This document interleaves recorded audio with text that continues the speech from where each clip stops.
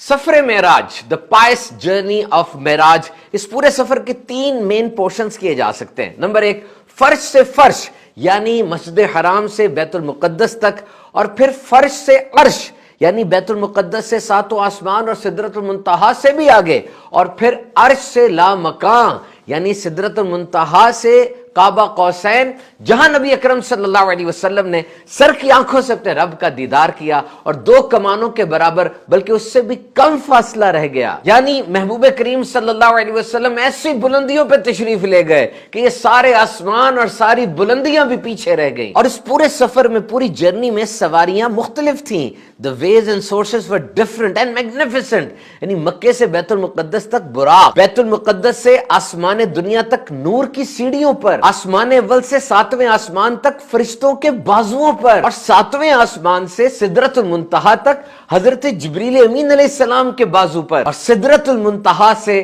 کعبہ قوسین تک رف رف پر۔ And that was the fastest approach۔ جو سواریاں تھیں وہ ساری نورانی تھیں، اور واقعہ معراج most astonishing supremacy of holy prophet صلی اللہ تعالی علیہ وسلم، جس طرح قرآن مجید کو چیلنج نہیں کیا جا سکتا، اسی طرح واقعہ معراج کو بھی رہتی دنیا تک کوئی چیلنج نہیں کر سکتا۔ اور آج جدید دور میں تو سپیڈ کی بات کی جا رہی ہے، تیز ترین، فاسٹسٹ، اور ایسٹرو فزکس، اسپیس سائنس، یہ مون ٹریول کی بات کی جا رہی ہے۔ تو تیز ترین آبجیکٹ کیا ہے دنیا میں؟ سائنس کے مطابق وہ ہے لائٹ، روشنی۔ روشنی کی سپیڈ ہے 3 × 10⁻⁸ میٹر پر سیکنڈ، یعنی ایک دم آپ بتی جلائیں کیسے پھیل جاتی ہے؟ اس سے زیادہ تیز سپیڈ سائنس کے مطابق کسی کی نہیں ہے۔ اور یہ سورج جو ہم سے 147.7 ملین کلومیٹر دور ہے، اس سورج کی روشنی زمین تک 8 منٹ اور 2 سیکنڈ میں پہنچتی ہے۔ اور دنیا میں بھی انسان نے تیز ترین آبجیکٹس بنائے۔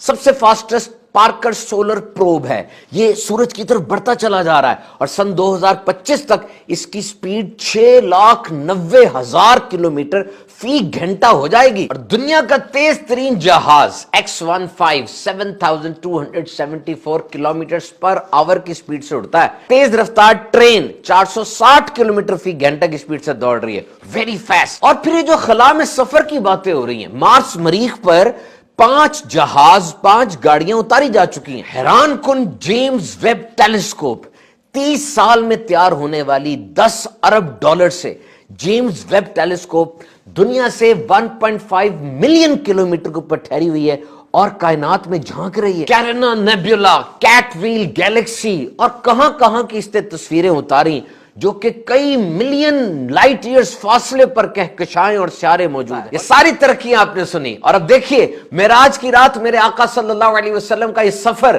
کہ حضور مسجد حرام سے مسجد اقصی تک آئے، پھر مسجد اقصی سے ساتوں آسمان، اوپر سدرۃ المنتہا، کعبہ قوسین، اپنے رب کا دیدار اپنے سر کی آنکھوں سے کیا، جنت اور دوزخ کے مشاہدات کیے، انبیاء سے ملاقاتیں، فرشتوں نے گریٹ کیا۔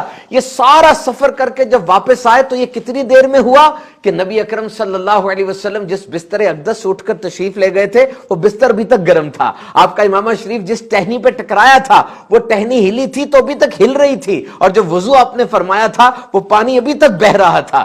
انسانی عقل میں یہ بات آتی نہیں نا، تو سوچو جب ایک معجزہ حضور کا سمجھ نہیں آ رہا، پوری ذات مصطفیٰ کیسے سمجھ میں آ سکتی ہے؟ اور پھر جب سفر معراج میں نبی اکرم صلی اللہ علیہ وسلم اتنی سپیڈ سے ٹریول فرما رہے ہیں تو اس وقت آپ کا سٹیٹس کیا ہے کہ انسانی جسم اتنی سپیڈ سے ٹریول کر رہا ہے؟ تو صاف ظاہر ہے کہ نبی اکرم صلی اللہ علیہ وسلم نے جو کھانا تناول فرمایا، پانی پیا، صحابہ کے ساتھ معاملات کیے، یہ تو بشر ہونے کی دلیل ہے، لیکن یہ لامقام پہ جانا، اتنی سپیڈ سے ٹریول کرنا، اپنے سر کی آنکھوں سے رب تعالیٰ کا دیدار کرنا، اور اس لامقام میں جہاں نہ ڈائریکشن ہے، نہ سپیس ہے، نہ میٹر ہے، ٹائم ہے، یہ سب کیا ہے؟ تو ثابت ہوا کہ بشریت ہے تو کمال کی ہے، اور نورانیت ہے تو وہ بھی کمال کی ہے، کہ وہ مقام جہاں نوریوں کے سردار حضرت جبریل امین علیہ السلام رک جاتے ہیں، میرے آقا صلی اللہ علیہ وسلم اس سے بھی آگے بڑھ جاتے ہیں۔ اور واقعہ معراج سے یہ بھی حکمت پتہ چلی کہ یہ ایسٹرو فزکس، یہ آسمان، یہ تارے، یہ چاند، یہ سب انسان کی دسترس میں ہے. انسان تیز ترین رفتار سے چلنے والی اسپیس شپ راکٹس بنا سکتا ہے اور وہاں تک پہنچ سکتا ہے. اور سورہ رحمان میں رب تعالیٰ فرماتا ہے اے جنوں انسانوں کے گروہ اگر تم سے ہو سکے تو آسمانوں اور زمین کے کناروں سے نکل جاؤ اور نکل کر جہاں جاؤ گے اسی کی سلطنت ہے. تو تم اپنے رب کی کون کون سی نعمت کو جھٹلاؤ.